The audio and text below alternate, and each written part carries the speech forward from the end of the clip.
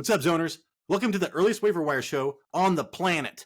Today, I'm going to be going over who I think that you should be adding and how much you should be spending on these players off of your waivers for your Week 8 roster. If that sounds interesting to you, hold on for 7 seconds. You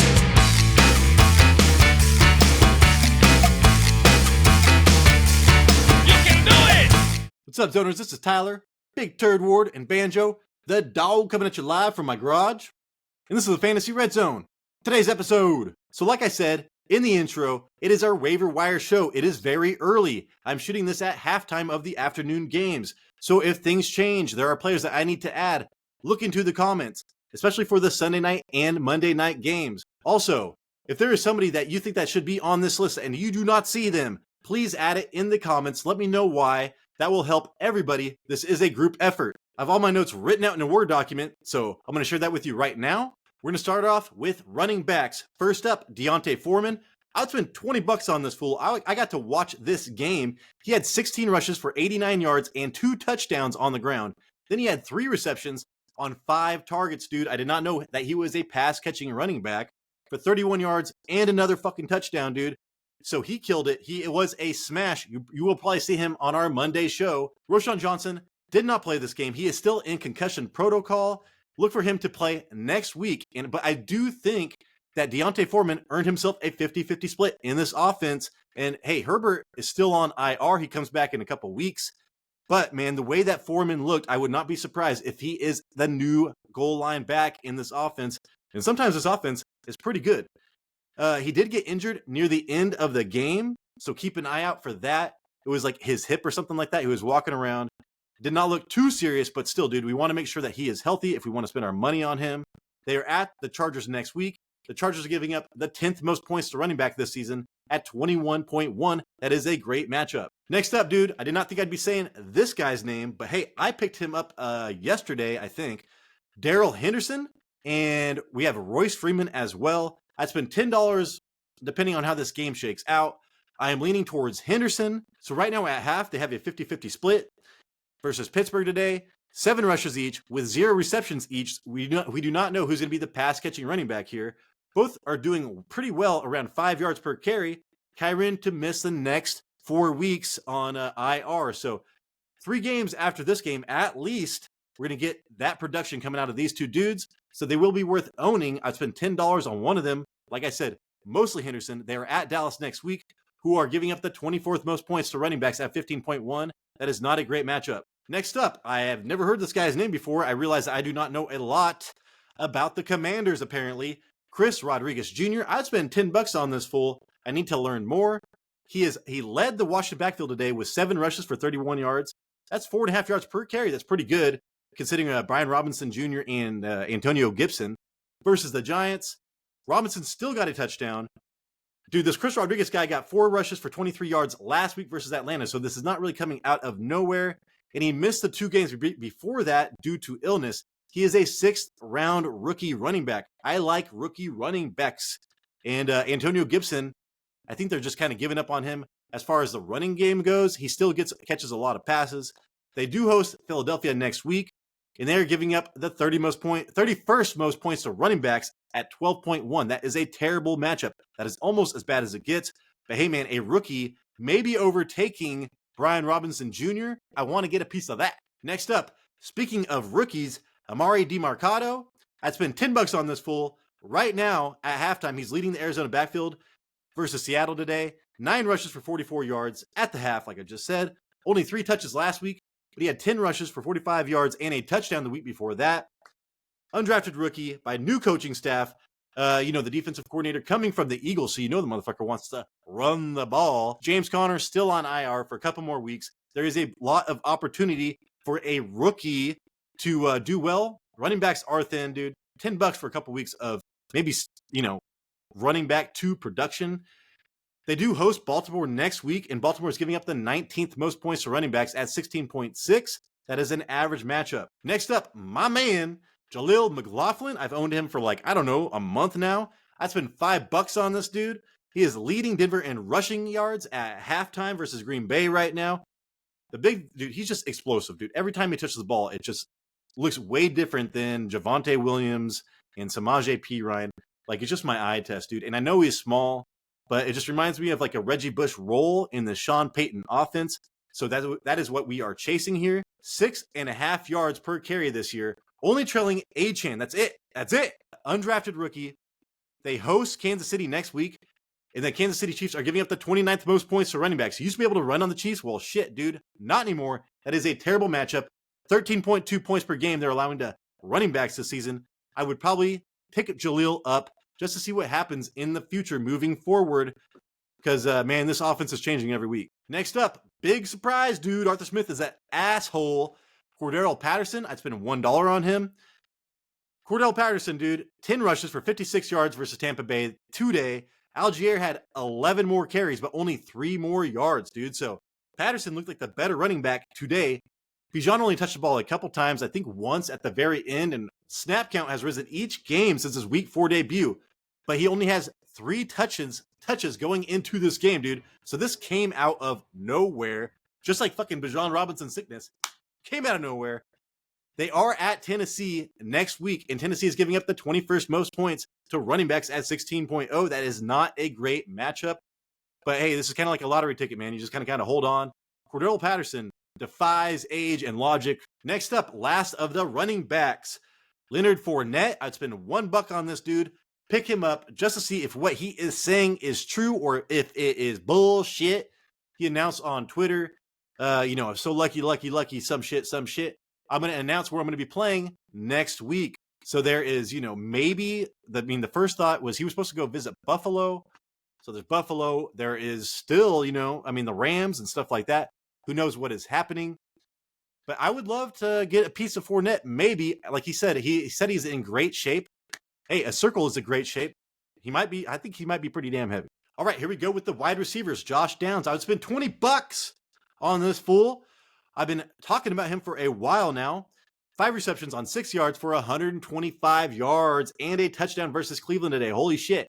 Cleveland giving up the least amount of fantasy points to wide receivers this year. Holy shit.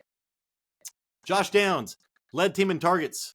So that is what we are chasing. We chase targets all the time. And this is not uncommon for Josh Downs to be highly targeted with Gardner Minshew. So a game of 12 targets, 8 targets, 6 targets, with a touchdown in 2 of 3 of those games with Gardner Minshew starting. He is a 3rd-round rookie drafted by Shane Steichen, who we love. We love Shane Steichen. So if he drafts a wide receiver high, dude, I kind of want a piece of that anyways. And now we are looking at it, coming to fruition, dude. This guy is breaking out right now.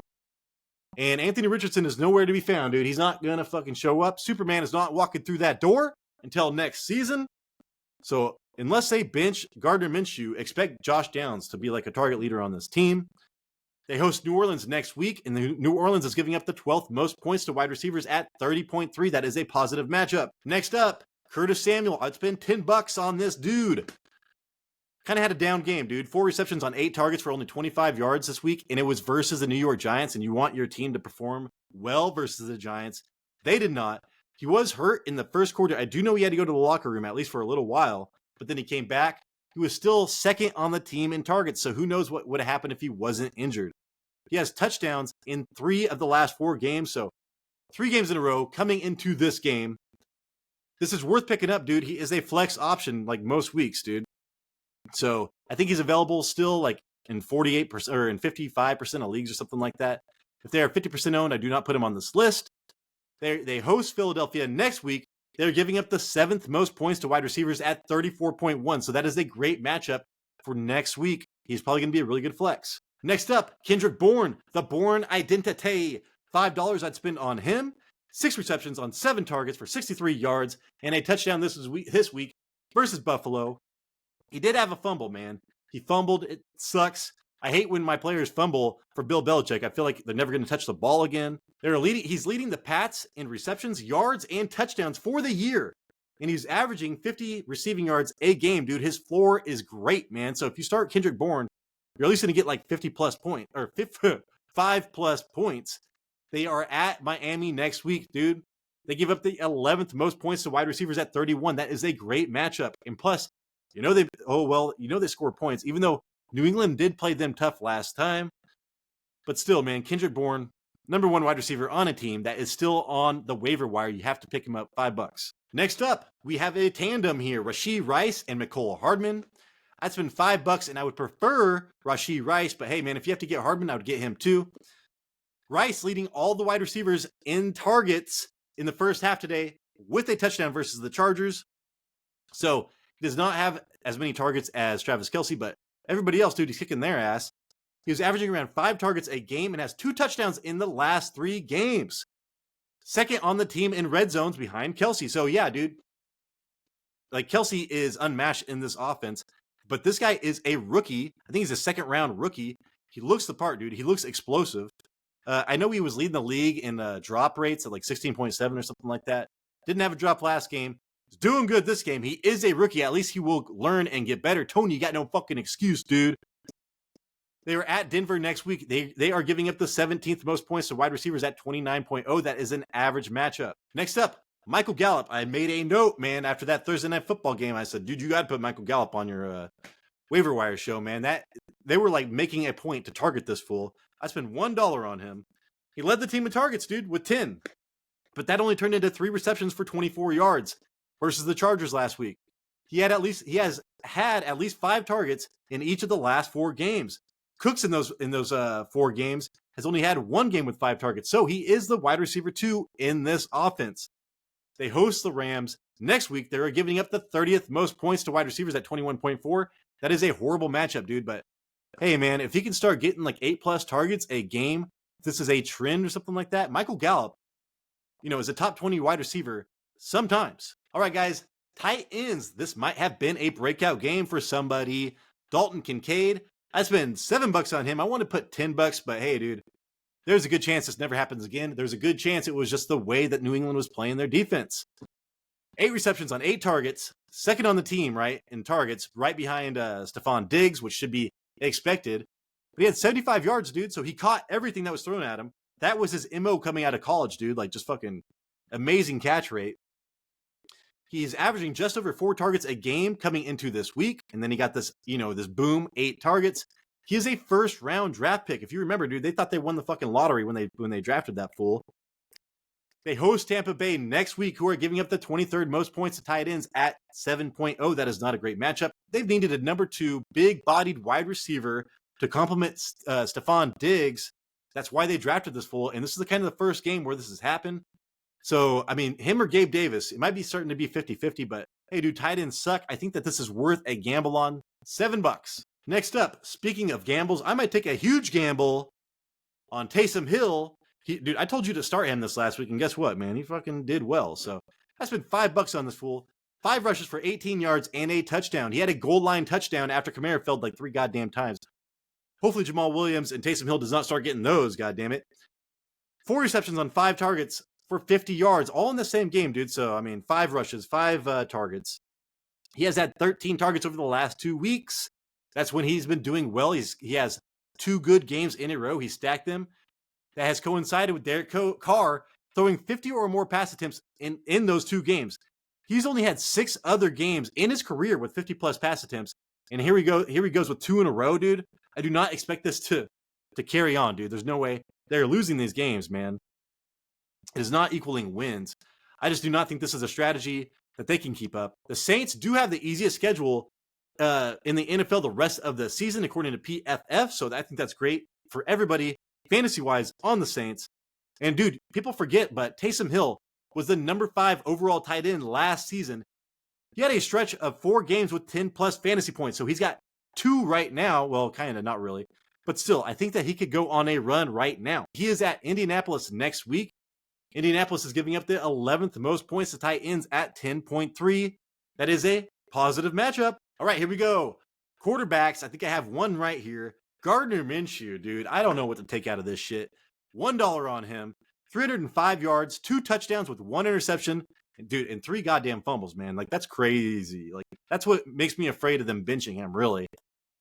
2 rushing touchdowns. Dude, for 34 fantasy points today versus the Browns, man. The Browns are allowing the 3rd fewest fantasy points to quarterbacks this year, so this came out of nowhere, dude. Josh Downs is emerging, man, but Minshew has only scored 13 fantasy points or less in his other 2 starts. So, I mean, can you count on Gardner Minshew to get 12 fantasy points from rushing touchdowns? No. But can you count on him maybe getting better around that 20-point mark, 18 to 20 points with Josh Downs and Michael Pittman, and throwing a shit ton of balls out of the backfield to Zach Moss and Jonathan Taylor? I think maybe we can start expecting Gardner Minshew to do a little bit better, especially as Josh Downs does better. So will he. Like I said, I think they're tied at the hip. And yeah, dude, they host New Orleans next week, and the New Orleans Saints give up the 12th most points to quarterbacks at 17.1. That is a positive matchup. So Gardner Minshew, I think you can start next week. All right, everybody, that is the show. Thank you so much for watching. Remember, if there's somebody on this list that you do not see and you want to be known, please comment below, because, hey, man, we need that shit, man. We need help from other people. Hopefully I earned a thumbs up. Hopefully I earned a subscription. If you are not already subscribed, man, we need it so bad. Please. And hey, this is Tyler Big Turd Ward, and I appreciate you.